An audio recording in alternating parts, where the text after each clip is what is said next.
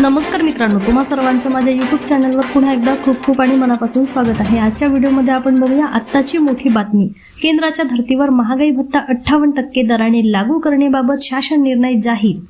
व्हिडिओला सुरुवात करण्याअगोदर तुम्हाला एक विनंती, चॅनलवर पहिल्यांदाच भेट देत असाल तर चॅनलला सबस्क्राइब करा आणि व्हिडिओला एक लाईक करायला विसरू नका। चला तर मग सुरू करूया आजच्या व्हिडिओला।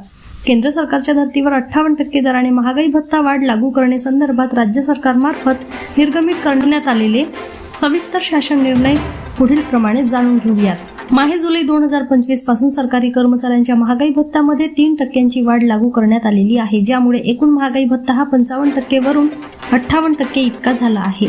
या संदर्भात राज्य सरकारकडून निर्गमित शासन निर्णय पुढील प्रमाणे आहेत। 1. शासन निर्णय 6 प्र विभाग केंद्र सरकारच्या धर्तीवर राज्यातील अखिल भारतीय सेवेतील अधिकाऱ्यांना दिनांक 1 जुलै 2025 पासून डीए वाढ लागू करण्यासंदर्भात सामान्य प्रशासन विभागाकडून दिनांक 20/10/2025 रोजी अधिकृत शासन निर्णय निर्गमित करण्यात आलेला आहे।